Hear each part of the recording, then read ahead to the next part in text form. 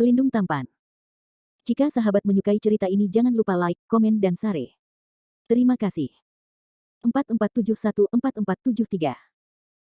Bab 4471 Nangong Yao vs Duan Lei. Teman 9 racun. Wajah Duan Lei berubah drastis, dan dia segera berubah menjadi streamer dan terbang, menangkap Dewa 9 racun yang jatuh. Dewa 9 racun dewa benar-benar tidak sadarkan diri, berdarah dari 7 lubangnya, dan itu mengerikan untuk ditonton. Duel yang bagus, kenapa ikut campur? Terlalu banyak. Jelaskan dan ajari pelindung, dan aku malu melanggar aturan duel, yang sangat memalukan.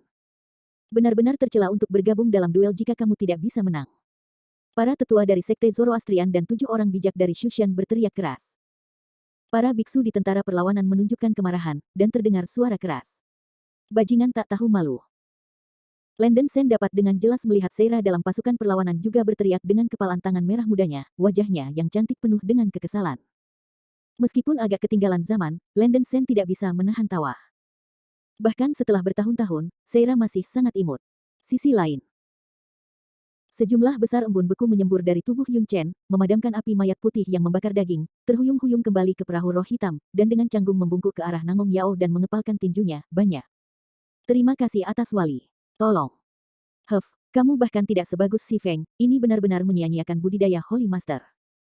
Ekspresi Nangong Yao muram dan marah. Begitu kata-kata ini keluar, Yun Chen langsung menunjukkan ekspresi putus asa, mengertakkan gigi dan berkata, Great Guardian, Yun Mo hanya ceroboh sesaat saja. Tolong beri saya kesempatan lagi. Dia pasti akan membunuh pemimpin dari tentara pencuri. Nangong Yao dengan dingin mendengus, jangan buang waktumu, dasar sampah, cepatlah berguling ke belakangku, dan pelindung ini akan melakukannya sendiri.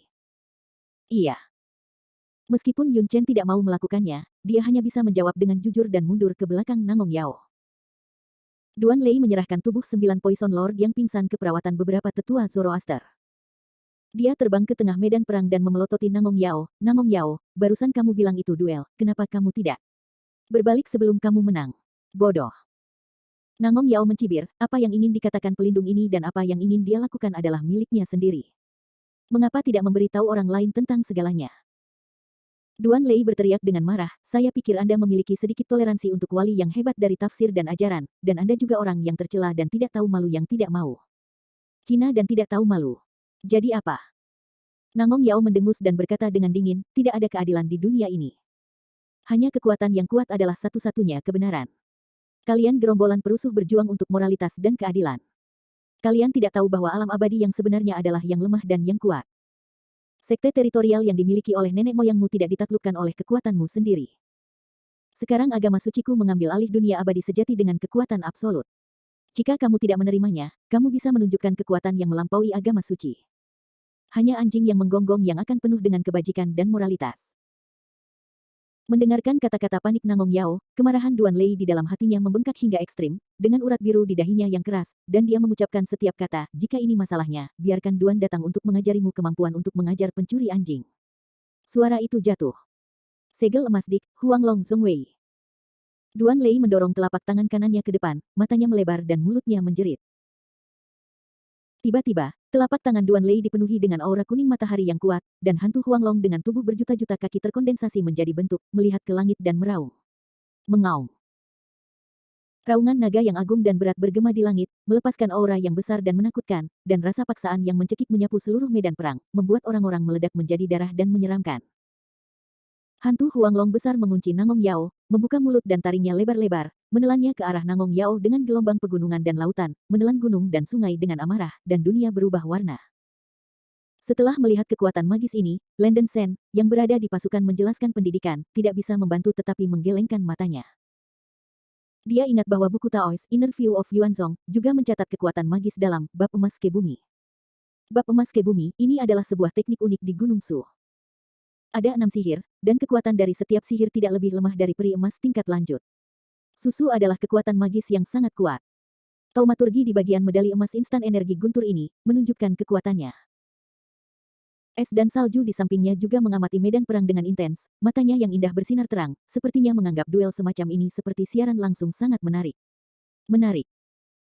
Nangong Yao melihat serangan Huanglong, cahaya tajam melintas di matanya, dan pedang panjang hitam putih di tangannya terayun lagi, membagi yin dan yang. Pedang panjang hitam dan putih meledak dengan aura hitam dan putih yang kuat, dan kemudian muncul bayangan pedang yin dan yang membalikkan sungai dan laut, membawa kekuatan penghancur yang tak terlukiskan, dan menekan ke arah hantu Huanglong yang menyerang. Bum bum bum. Raungan dan derak yang keras terdengar di langit, cahaya yang sangat kuning dan sinar yin dan yang saling terkait dan bertabrakan, dan ruang di tengah ledakan terdistorsi dan bergolak. Dampak energi yang menakutkan menyapu sekeliling, dan para pembudidaya di kedua sisi terpengaruh sampai batas tertentu, dan mereka membuka susunan pertahanan mereka untuk menahan dampak energi ledakan. Landen Sen mengawasi medan perang sekeras yang dia bisa, siap mendukung Duan Lei kapan saja. Namun, guntur ini sebenarnya jauh lebih kuat dari yang saya bayangkan. Duan Lei bahkan tidak menunggu Nangong Yao untuk bergerak lagi, dan dia mengucapkan raungan yang mengguncang langit, segel emas dik, segel emas dewa yang terikat. Begitu raungan jatuh, telapak tangan Duan Lei menopang langit, dan cahaya keemasan memancar dari telapak tangannya, seperti 1000 matahari yang terik meledak bersama. Cahaya yang kuat tidak bisa membantu tetapi menerangi seluruh medan perang, dan hampir semua biksu kehilangan penglihatan mereka untuk sementara waktu. Sulit untuk menggambarkan seberapa kuat cahaya ini, seolah-olah dapat menelan seluruh ruangan. Untuk menghindari memaparkan auranya, Landen Sen tidak bisa menyalakan murid suci Asura, kesadaran ilahinya hanya mengintip ke dalam cahaya keemasan dari telapak tangan Duan Lei yang mengandung rune emas yang tak terhitung jumlahnya. Rune ini terjalin dan terjerat satu sama lain, berubah menjadi jaringan rantai raksasa yang umumnya mengikat jaringan luar angkasa besar, dan kemudian menekan ke arah Nangong Yao di luar angkasa dengan kecepatan yang sangat cepat. Kekuatan magis Duan Lei tampaknya merupakan sihir penjara yang sangat pintar. Berpikir bahwa tingkat keabadian ini bisa menjebak pelindung ini. Benar-benar bodoh. Melihat jaring raksasa yang dibentuk oleh potongan besar rune emas, Nangong Yao tidak panik di wajahnya, tetapi menganggapnya sedikit konyol. Nangong Yao mengangkat pedang panjang hitam dan putih di tangannya, dan menyuntikkan kekuatan bintang yang kuat ke pedang panjang itu. Berdengung. Permukaan pedang panjang hitam dan putih mengeluarkan cahaya seperti bintang dan bulan, dengan aura yang kuat dan dalam. Pecahkan langit.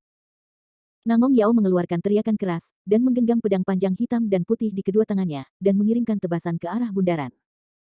Saat Nangong Yao mengayunkan pedang panjangnya, titik ledakan pedang memotong ruang di sekitarnya menjadi retakan hitam dan putih kecil. Ledakan. Raungan yang menakutkan mengikuti, dan bilah cahaya hitam dan putih yang tak berujung meledak dari retakan hitam dan putih, membanjiri langit, dan langsung mengubah warna dunia.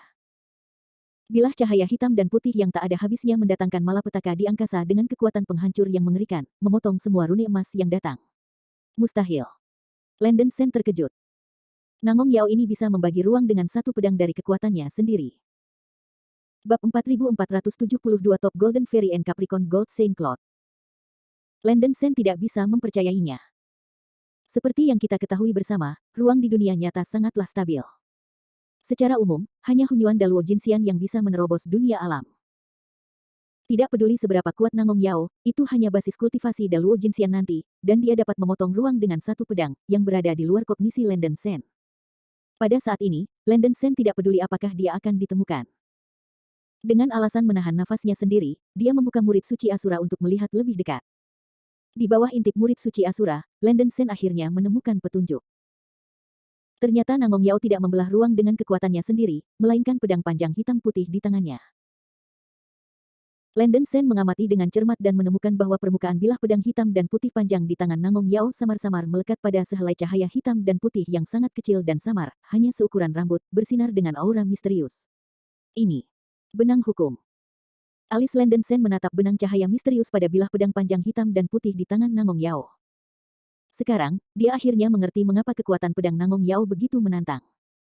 Ternyata Nangong Yao ternyata memiliki harta karun abadi yang melekat pada benang hukum. Dengan bantuan pedang terbang yang begitu kuat, orang dapat membayangkan betapa mengerikan situasi yang telah dicapai oleh kekuatan tempur Nangong Yao ini.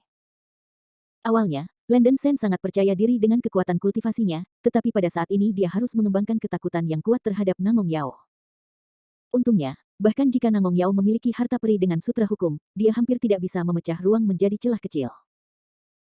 Nangong Yao terutama memampatkan kekuatan taktik pedang menjadi ledakan, dan kemudian menggunakan kekuatan pedang terbang hitam dan putih untuk menyebabkan kekuatan penghancur instan untuk mencapai efek membelah ruang. Meskipun dia memiliki harta abadi yang sangat kuat di sisinya, dia dapat menggali kekuatan dalam harta abadi secara maksimal, dan dia harus mengatakan bahwa orang ini adalah seorang jenius dengan pedang. Duan Lei di medan perang sedikit tidak nyaman. Setelah bilah cahaya hitam dan putih besar memotong rune emas padat, mereka terbang langsung menuju Duan Lei. Tentu saja. Wajah Duan Lei merosot, dan dia tidak bisa berpikir bahwa pedang Nangong Yao mungkin begitu menakutkan. Pedang cahaya hitam dan putih yang menghantam membawa kekuatan yang sangat kuat sehingga tidak bisa ditandingi, dan tidak mungkin untuk melawannya hanya dengan traumatisme di medali emas bumi. Duan Lei menarik napas dalam-dalam dan dengan cepat mengorbankan pedang ganda di belakangnya.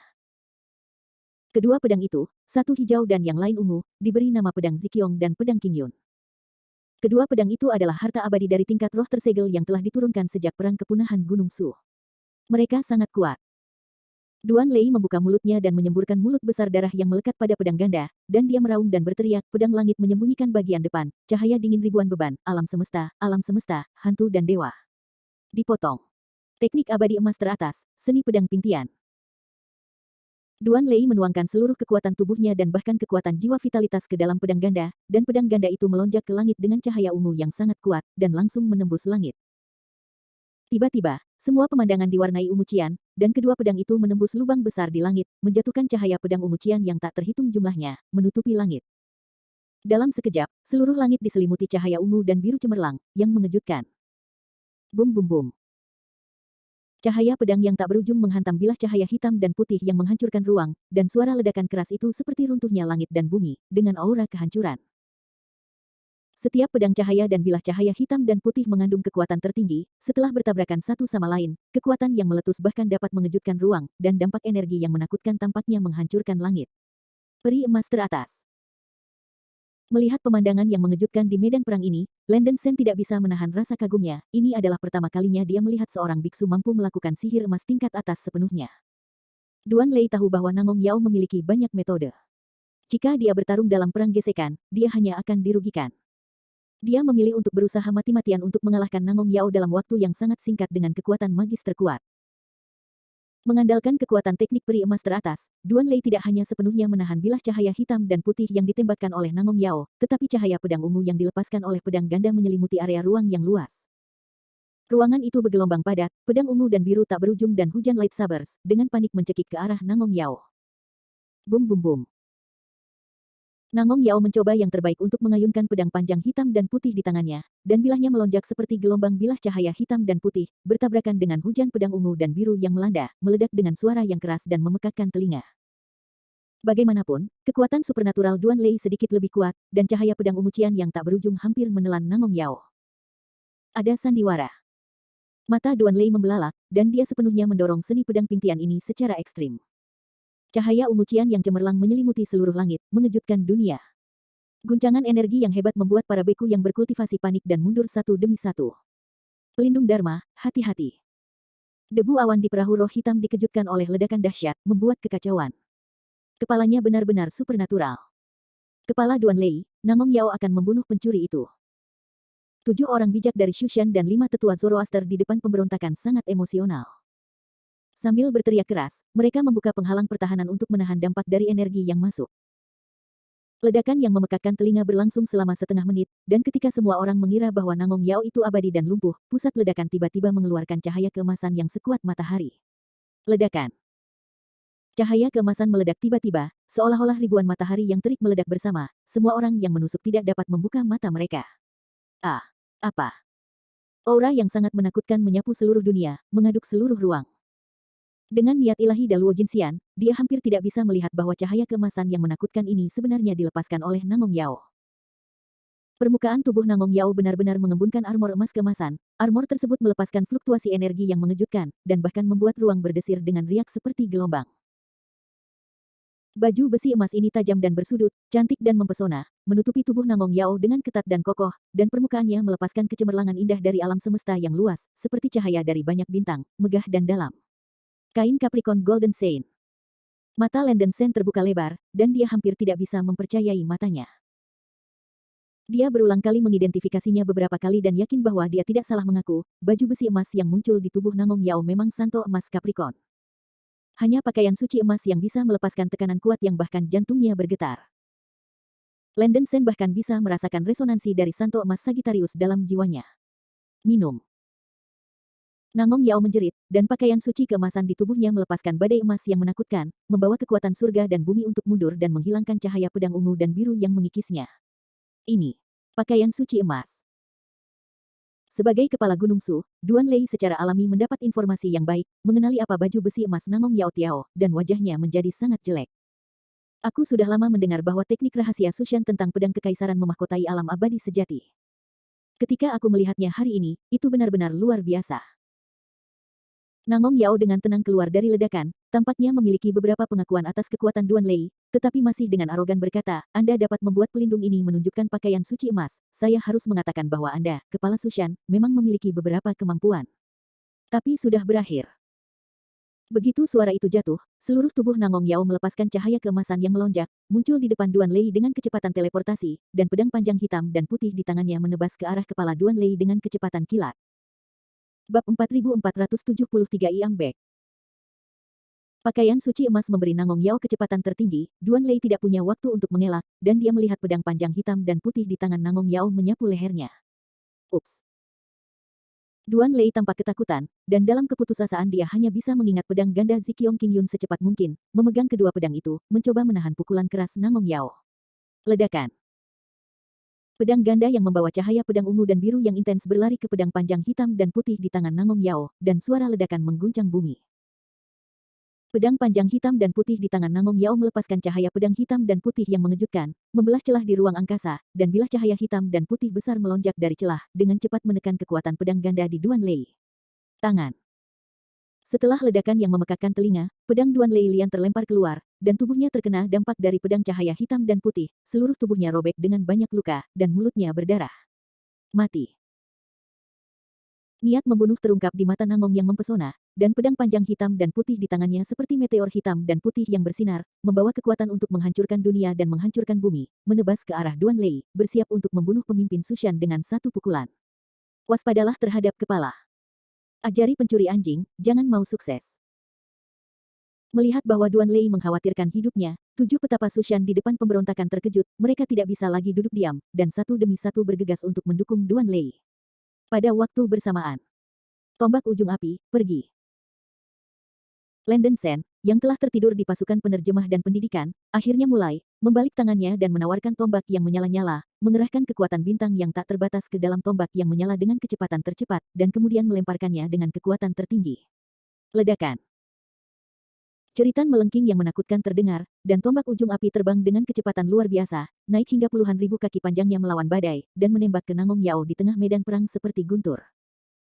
Sejumlah besar api berbintang mengalir keluar dari tombak ujung api, dan 8 ular api ungu yang menyeringai melayang di atas tombak. Ruang tempat ia melewatinya kabur dan terdistorsi oleh api merah keemasan. Kekacauan. Banyak biksu yang berada di dekat tombak ujung api yang terbakar menjadi abu oleh gelombang panas yang dibawa oleh bintang-bintang.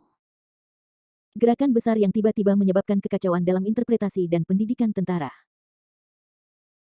Kecepatan tombak ujung api, yang dikerahkan oleh kekuatan ekstrim Landen Sen, hampir seperti teleportasi, dan itu melewati pasukan penafsiran dan pendidikan dalam sekejap, dan sampai ke puncak perahu roh hitam di depan cahaya api menakutkan yang dibawa oleh tubuh tombak membuat ruang menjadi merah api.